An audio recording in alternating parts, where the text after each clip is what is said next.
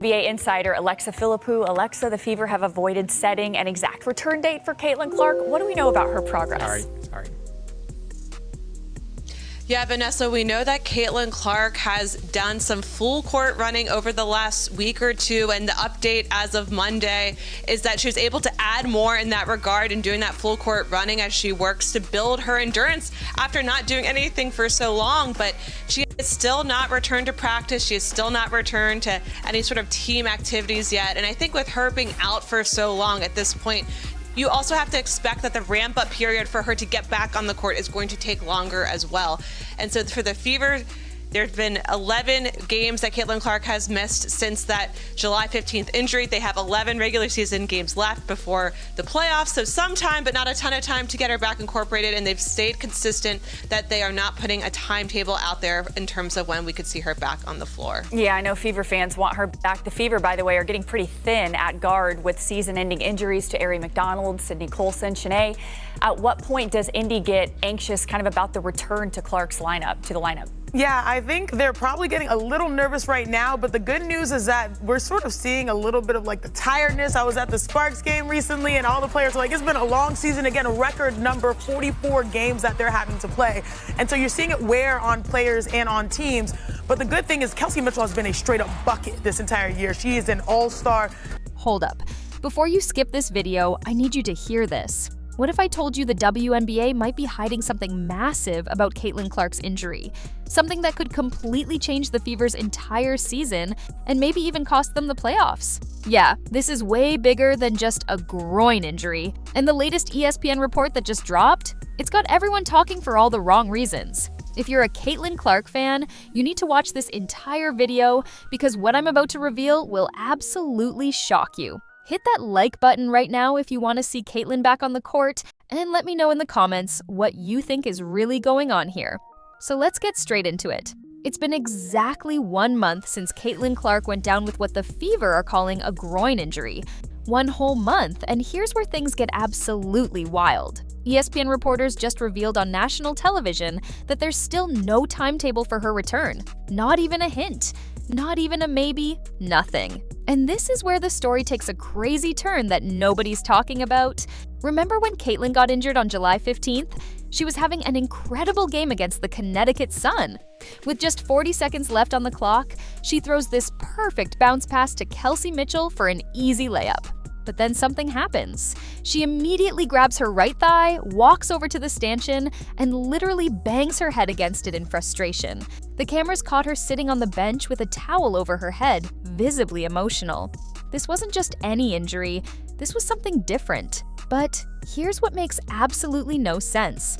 The very next day, there was still talk about her potentially playing in the All-Star game.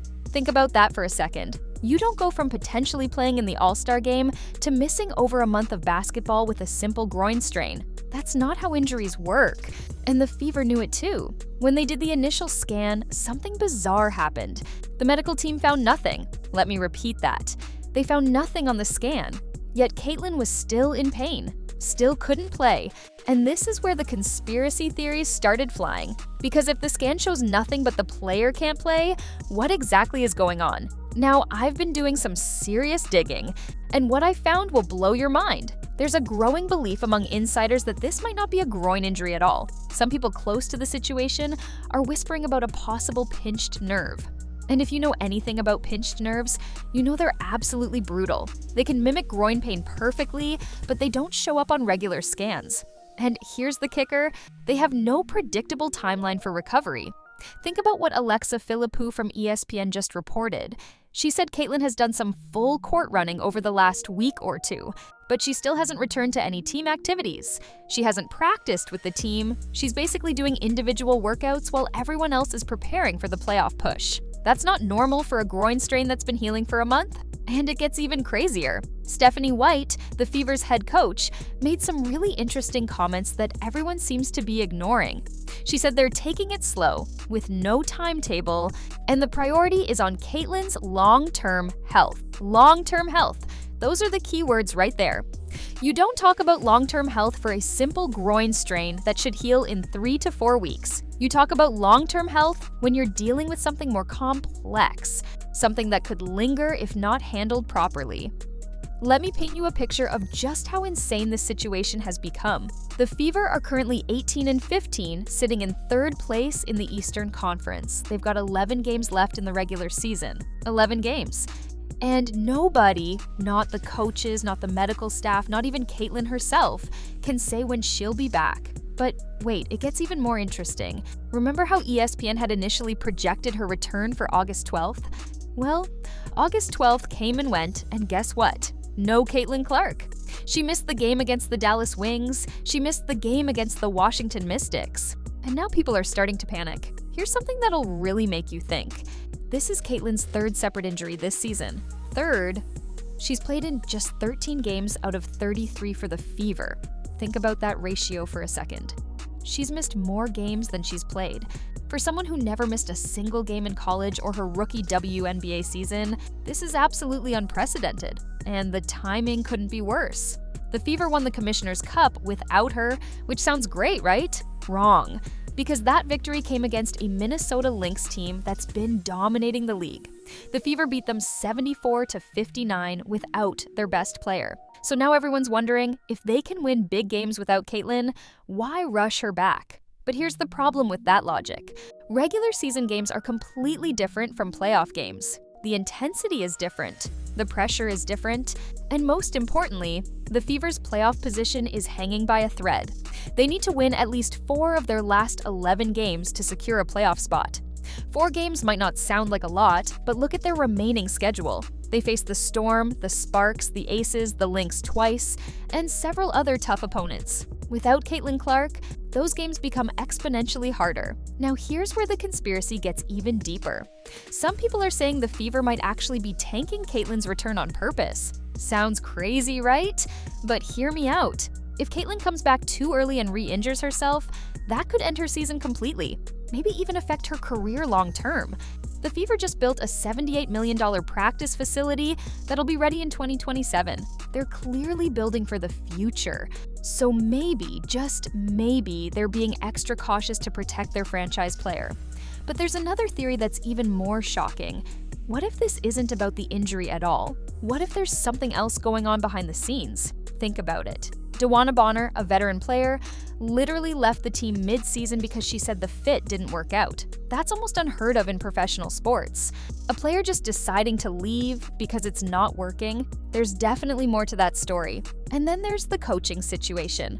Stephanie White came back to coach the Fever after Christy Sides was fired. White had previously coached the team from 2015 to 2016. She knows the organization inside and out. And she's been notably vague about Caitlin's injury status. Every time reporters ask for specifics, she gives the same rehearsed answer about taking it day by day and prioritizing long-term health. Let me share something that nobody else is talking about. During a recent practice, reporters noticed Caitlin was wearing compression tights on both legs and had her hair in a bun, which was unusual for her. Now, this might seem like a small detail, but compression gear is often used for nerve issues, not just muscle strains. Players wear them to improve circulation and reduce nerve pain. Coincidence?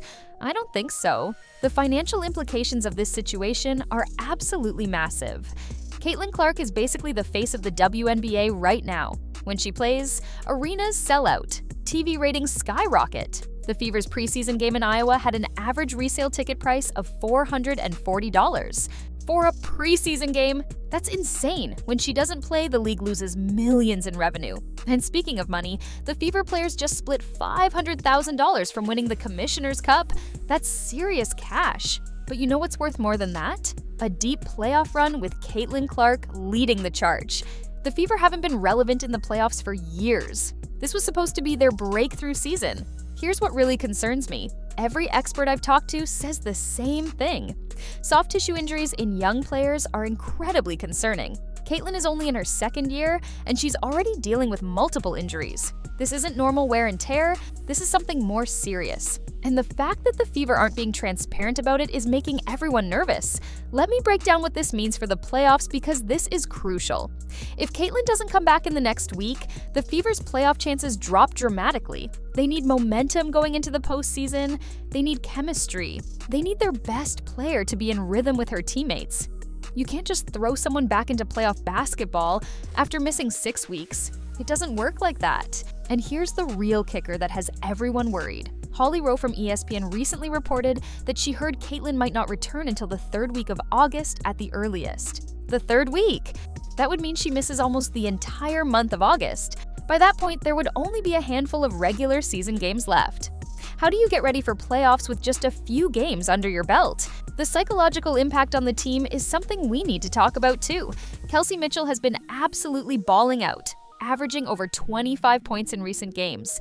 Aaliyah Boston has stepped up huge. Lexi Hull has been starting and playing well, but you can see it in their body language. They're exhausted, they're playing without their floor general, their leader, the player who makes everything easier for everyone else. And let's not forget about the fans. Fever fans have been waiting for a competitive team for years. They finally get one with Caitlin Clark. And now this happens. Social media is going crazy. Every day there are thousands of posts asking where Caitlin is, when she's coming back, what's really going on. The organization's silence is only making things worse. Now, I've got to address something that's been bothering me. Why hasn't Caitlin herself said anything substantial? Usually when a star player is injured, they're active on social media, keeping fans updated, showing their rehab progress. But Caitlin has been remarkably quiet. The only statement she's made was that she's taking it day by day and doing everything she can to return. That's it. That's all we've gotten in a month. This reminds me of similar situations in other sports where teams have hidden the true nature of injuries. Remember when certain NBA players had mystery injuries that turned out to be way more serious than initially reported? This feels exactly like that. The vague updates, the no timetable language, the focus on long-term health. It's all code for we don't actually know what's wrong or when it'll get better. Here's my theory, and I think I'm onto something here. I believe Caitlin has been dealing with a biomechanical issue that's causing referred pain. Maybe it started as a groin strain, but compensating for that injury has created a chain reaction of problems. Maybe it's affecting her hip, her lower back, even potentially pinching nerves. These kinds of issues are incredibly complex and don't have simple solutions.